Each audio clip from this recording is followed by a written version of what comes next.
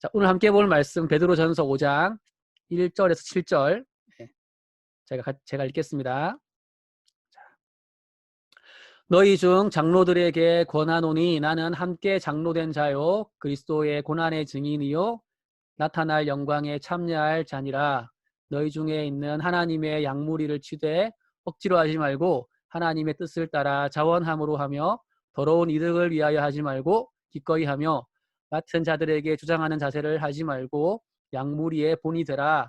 그리하면 목자장이 나타나실 때에 시들지 아니하는 영광의 관을 얻으리라. 젊은 자들아 이와 같이 장로들에게 순종하고 다 서로 겸손으로 허리를 동이라. 하나님은 교만한 자를 대적하시되 겸손한 자들에게는 은혜를 주시느니라.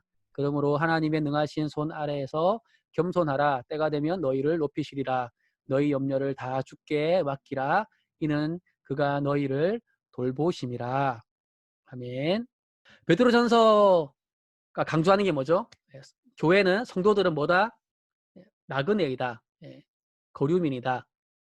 그래서 하나님 나라 백성이기 때문에 이 땅에 살아가지만 이 땅에 속한 자들이 아니에요.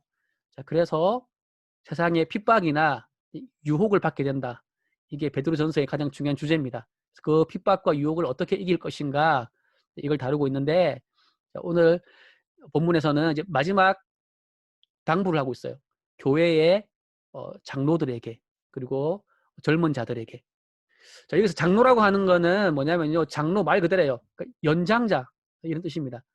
그런데 이제 이 당시에는 연장자라고 하는 거는 나이가 많다라는 그 의미만 있는 게 아니고요. 이제 지도자를 가리키는 겁니다. 예. 왜냐하면 일반적으로 연장자가 지도자였기 때문에.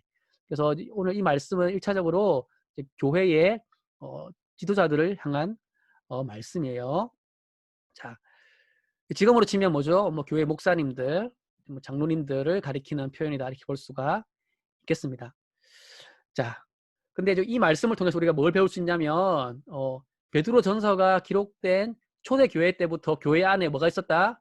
지도자 역할을 하는 사람들이 따로 세워져서 섬기고 있었다라는 것을 알 수가 있습니다. 여러분 교회 지도자는 처음엔 없었는데 나중에 사람들이 필요에 따라서 사람들이 만든 제도이냐 하면 그렇지 않습니다. 하나님은 처음부터 교회 안에 지도자들을 세우셔서 성도들을 돌보고 섬기도록 하셨어요. 오늘 본문을 봐도 너희가 장로를 세울지 말지 결정해라 그런 말이 없어요. 그러니까 교회에 장로들, 그러니까 지도자들이 있는 것은 이미 기정사실이고 그건 당연한 거고 그렇게 세워진 지도자들이 어떻게 섬겨야 되는지 그것을 알려주고 있습니다. 현대사회는 이 권위를 싫어해요. 그래서 모든 사람들이 다 이제 수평적인 관계를 갖는 게 좋다 이렇게 여기는 문화가 있습니다. 그죠? 그래서 학생들도 예를 들면 친구 같은 부모, 또 친구 같은 선생님, 혹은 또 친구 같은 사역자를 선호하는 경향이 있어요.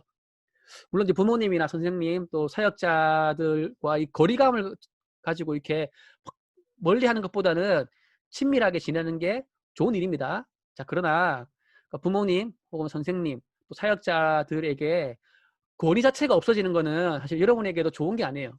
만약에 저 같은 사역자들에게 권위가 없다. 그러면은 여러분들이 제가 가르치는 말씀을 듣고 그것을 믿을 수가 있겠어요. 그죠? 저희 권위가 없으면 제가 막 말씀을 가르치면 여러분들이 그냥 마치 그냥 친구가 해주는 말처럼 듣게 되면 그 말씀을 듣고 순종하고 할 수가 없죠. 또 여러분들이 영적으로 잘못된 길을 갈 때에 제가 여러분들을 지도할 수가 없어요. 권위가 없으면. 그렇죠? 근데 하나님께서 사역자인 저에게 권위를 주셨기 때문에 그 권위를 가지고 하나님의 말씀을 여러분들이 가르칠 수 있고 또 여러분들을 영적으로 지도할 수가 있는 겁니다. 우리가 천국에 가게 되면 천국 가면 거기서는 더 이상 지도자가 필요 없어요. 왜?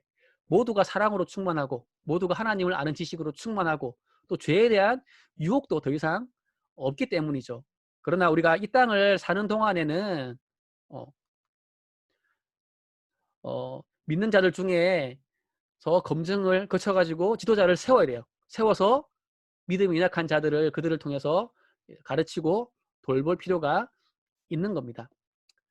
앞서 말한 대로 성도들은 이 땅에서 나그네로 살면서 세상의 핍박과 유혹을 받아요. 그걸로 혼자 힘으로는 사실은 이겨내기가 힘듭니다. 그래서 앞서 믿은 자들의 영적 지도자들의 돌봄이 필요한 거죠. 그래서 교회에 세워진 지도자 역할이 중요하기 때문에 오늘 본문에서는 그 지도자들이 어떻게 섬겨야 되는지 명령으로 말씀하고 있습니다. 자, 그렇다면 교회 지도자들은 어떻게 해야 될까? 이 문제를 다루기 앞서서 먼저 사실은 여러분들에게 이 말씀이 와닿지 않을 수 있어요. 그렇죠? 왜 나는 교회에서 지도자가 아닌데 내가 왜 이 말씀을 들어야 되는가? 이런 생각이 들 수도 있을 텐데요. 왜 여러분들이 이 말씀을 들어야 될까요? 먼저 우선은 여러분들이 교회의 지도자들을 위해서 기도하기 위해서예요. 그러니까 교회 목사님, 장로님들은 여러분들을 영적으로 돌보는 분들인데요. 그분들이 사명을 잘 감당해야지만, 그래서 여러분들을 잘 돌보아야지만 여러분들에게 유익하겠죠. 그렇죠? 그래서 그 일들을 잘 감당할 수 있도록 여러분들이 기도해 줘야 되는데, 무슨 기도 제목을 가지고 기도해야 되는지 여러분들이 그냥 마음대로 막연하게 기도하는 것이 아니라 성경에서 교회의 지도자들에게 이렇게 해라 라고 하는 그 명령들 있죠. 그렇죠? 그 명령들이 사실은 여러분들에게 기도 제목이 되는 거예요. 성경에 나와 있는 이 명령대로 우리 교회 목사님이 또 장로님이 잘 섬길 수 있도록 해주십시오. 이렇게 기도하기 위해서 여러분들이 이 말씀을 들어야 하는 겁니다. 자, 그리고 또 여러분들도 언젠가는 다른 사람들을 돌보아야 되는 영적인 리더 역할을 하게 될 날이 옵니다.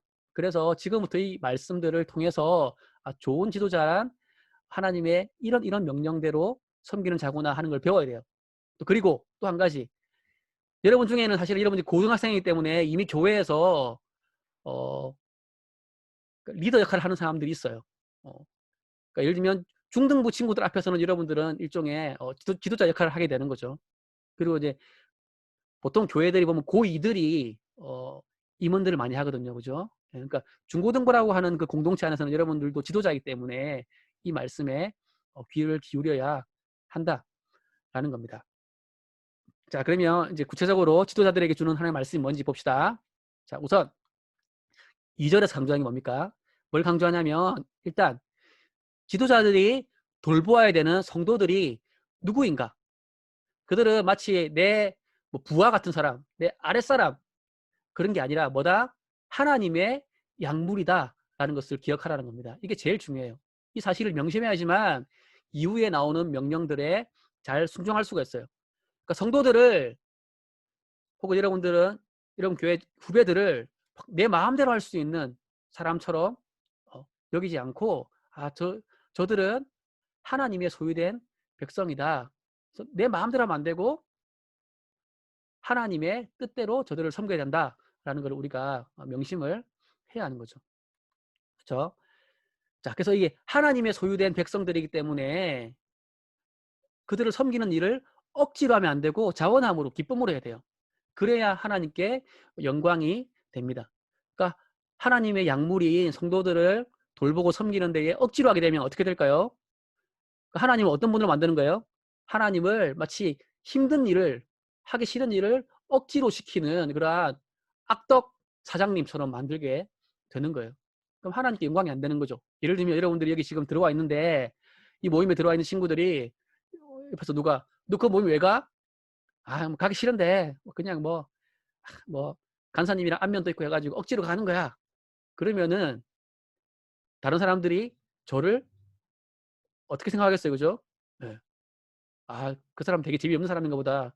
그 사람 뭐 설교가 별로 유익하지 않은가 보다. 이렇게 되는 거예요. 그런데 여러분들이 그 모임 가면 유익해. 뭐 어, 내가 좋아서 하는 거야. 이러면은 다른 사람들이 그 간사님이 모임을 잘하는구나. 제가 영광이 되는 거죠. 예를 든 거예요. 여러분들이 그러니까 교회 지도자들이 성도들을 돌볼 때에 기쁨으로 섬겨야지만 그 일을 맡기신 하나님께 영광이 되는 겁니다. 그렇죠? 또 그리고 하나님의 약물이기 때문에 자기 이득을 얻으려고 섬기면 안 됩니다. 그죠? 성도들에게 인기를 얻고 또 그들에게 뭔가 물질적인 대가를 얻기 위해 섬기면 안 되는 거죠. 제가 여러분들을 섬기는 데에 막 여러분들의 인기를 얻고 제가 막 여러분들을 통해서 나중에 여러분들 나중에 사회적으로 성공하면 여러분들 통해 가지고 내가 뭐 대가를 받으려고 섬기면 안 되는 거죠. 왜냐하면 여러분들은 하나님의 약물이기 때문에 그렇죠? 예. 제가 여러분들을 통해서 뭔가를 얻으려고 하면 안 된다. 라는 겁니다. 또한 어떻게 해야 됩니까? 3절을 보면은 이렇게 군림하지 말고 어떻게 하라? 먼저 본을 보여야 된다. 그러니까 말로 가르치고 돌볼 뿐만 아니라 행동으로 먼저 모범을 보여줘야 된다. 이렇게 말씀하고 있습니다. 4절을 보면은 자, 그렇게 섬기면 어떻게 됩니까? 목자장이 나타나실 때에 영광의 관을 얻는다 이렇게 말씀하고 있어요. 여기서 말하는 목자장은 누굴까요? 바로 예수님을 가리키는 겁니다. 자, 그러니까 성도들의 진정한 목자는 누굽니까? 예수님이에요. 근데 교회 지도자들, 뭐 목사님이나 장로님들은 그 목자장이신 예수님께 위임을 받아서 대리해서 대신 성도들을 돌보는 자인 거죠. 그렇죠? 그래서 앞서서 교회 리더들은 이렇게 이렇게 섬겨라 라고 나와 있는 이 말씀들은 사실은 목자장이신 예수님께서 먼저 실천하신 내용들이에요. 예를 들면 예수님은 자기 백성을 죄에서 구원하기 위해서 억지로 십자가에 달리지 않았어요. 그죠? 하나님 아버지의 뜻에 따라서 십자가에 죽으셨지만 억지로 하신 게 아니고 자원함으로 기꺼이 하나님의 뜻에 순종하셨어요. 그리고 예수님은 제자들에게서 뭔가 예수님의 개인적인 이득을 취하지 않으셨어요. 단순히 인기를 얻기 위해서 사역하신 것도 아닙니다. 그랬기 때문에 사람들이 예수님을 십자가에 못 박아라 이렇게 한 거예요. 사람들의 그 인기에 부합하지 않았기 때문에. 그렇죠? 또 예수님은 말로만 제자들을 가르치신 게 아니고요. 몸소 그렇죠? 섬김의 본을 보여주셨어요. 그렇죠? 그래서 십자가에 달리시는 것을 통해서 하나님의 뜻에 순종하는 모습을 실제로 그 삶을 통해서 보여주신 것이죠. 그렇죠? 그래서 결국 교회의 지도자들은 이 목자장이신 예수님을 닮아서 섬겨야 하는 겁니다. 그렇죠? 그래서 여러분들은 어떻게 기도해야 됩니까? 여러분 교회 목사님들, 장로님들 위해서 기도해야 되는데 이 말씀에 나와 있는 것처럼 그렇죠? 기꺼이 자원함으로 섬길 수 있게 해달라고. 그렇죠? 또 자기 이득을 취하는 것이 아니라 또 군림하는 것이 아니라 영적인 모범을 보이는 그런 우리 교회 목사님, 장로님 될 수 있도록 여러분들이 기도해 줘야 되고 또 여러분들도 그런 지도자로 자라갈 수 있기를 바랍니다. 자, 그런데 교회의 지도자들에게만 의무가 있는 게 아니에요. 지도를 받는 성도들에게도 의무가 있는데 자, 5절에 나오는 이 젊은 자들아 이렇게 하고 젊은 자들. 여기 젊은 자들은 단순히 그냥 나이가 어린 사람을 가리키는 게 아니고요. 그러니까 장로들의 지도를 받는 모든 성도들을 가리키는 겁니다. 그렇죠? 지도를 받는 성도들은 그 지도자들의 말에 순종하라 이렇게 말씀하고 있습니다. 자, 앞서 교회 지도자들은 성도들을 그 하나님의 양무리로 알고 섬겨야 된다. 그랬죠. 마찬가지입니다. 성도들은 교회의 지도자들을 그냥 단순히 그냥 하나의 사람으로 보는 것이 아니라 목자장이신 예수님을 대신해서 대리해서 우리를 돌보는 사람이다. 라는 것을 알고 예수님의 그 뜻에 합당하게 우리를 가르칠 때에 순종해야 되는 거예요. 그렇죠? 물론 그 목자장이신 예수님의 뜻과 어긋나는 것을 우리에게 지시한다. 그럼 따르면 안 돼요. 그죠? 예. 제가 여러분들에게 주일에 교회 가지 마. 학교에서 뭐 성경 읽지 마. 이러면은 하나님 뜻이 안 맞잖아요. 그죠? 그런 말은 순종하면 안 돼요. 그죠? 예. 그러나 합당한 명령을 하는데도 나는 저 장로님 싫어. 저 목사님 개인적으로 별로야. 그렇게 해서 순종하지 않으면 안 되는 거예요. 그러니까 단순히 저건 사람이 하는 말이야. 그렇게 들으면 안 돼요. 예수님께서 그 목사님을 통해서 장로님을 통해서 우리를 돌보신다라는 것을 알고 순종해야 하는 겁니다. 그렇죠? 자, 물론 이제 여러분들이 볼 때에 이 교회 지도자들이 좀 부족해 보일 수 있어요. 그렇죠? 네. 그러나 하나님께서 그분들을 통해서 여러분들을 돌보고 계신다라는 것을 알고 겸손하게 순종해야 돼요. 네. 그러니까 엄밀하게 말하자면 사실은 여러분들은 그 교회의 지도자들이 아니라 그 지도자들을 통해서 여러분들을 돌보시는 하나님 앞에서 겸손하게 순종해야 된다라는 겁니다. 그럼 사람은 누구나 자기 마음대로 하고 싶어하고 그죠? 자신이 다른 사람들보다 좀 위에 있고 싶어합니다. 그래서 교회에서도 교회가 세운 지도자들의 말에 순종하기를 싫어하는 사람들이 많아요. 내가 저 사람보다 못한 게 뭐 있냐. 차라리 내가 하면 더 잘할 수 있다. 예. 그 말이 맞을 수도 있습니다. 그죠? 그러나 그 사람 때문에 섬기는 게 아니고요. 순종하는 게 아니고 하나님께서 그 사람을 통해서 나에게 명령하시기 때문에 하나님 말씀에 순종하는 거예요.